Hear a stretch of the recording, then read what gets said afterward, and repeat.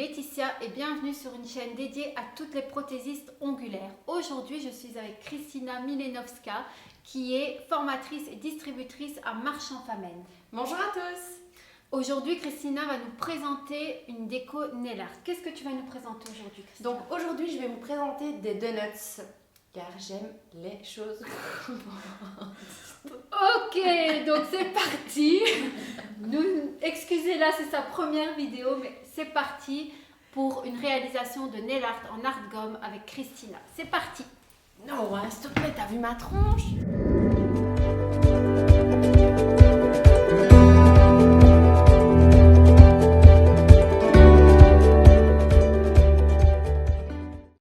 Ne t'inquiète pas, Kristina, tu es parfaite. Alors, Kristina a utilisé pour ses nail art le Lazy Daisy, mais ça peu importe, vous pouvez choisir la couleur que vous aimez.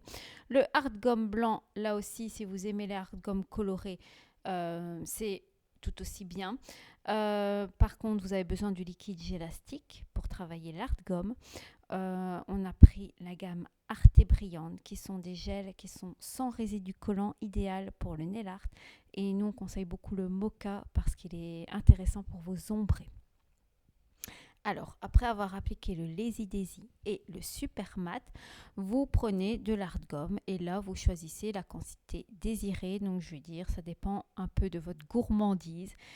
Si vous voulez un gros donut bien gourmand, vous faites une plus grosse boule. Si vous êtes moins gourmande, normal.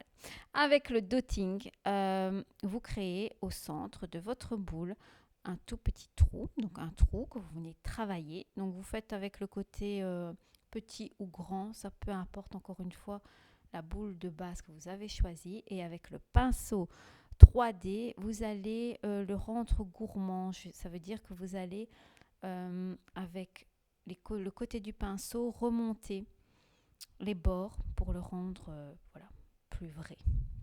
Vous catalysez 1 minute. Le hard gum doit catalyser plus longtemps. 1 minute, et pour fixer votre hard gum, vous pouvez utiliser la protéine base. Donc là, vous êtes sûr que la cliente va bien garder son nail art.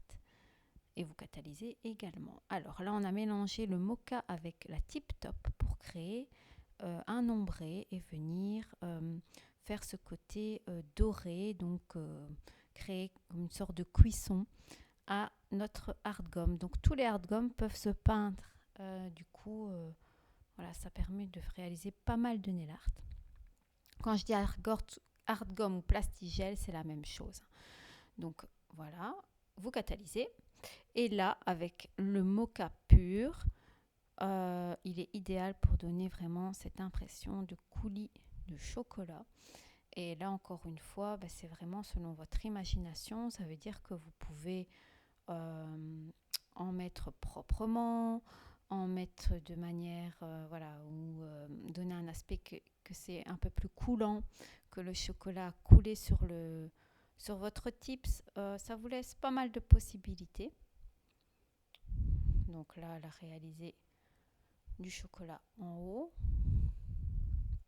Et elle va le faire en bas. Et là, vous voyez vraiment bien sur le côté qu'elle a fait cet aspect de chocolat qui dégouline. Comme les vrais, en gros.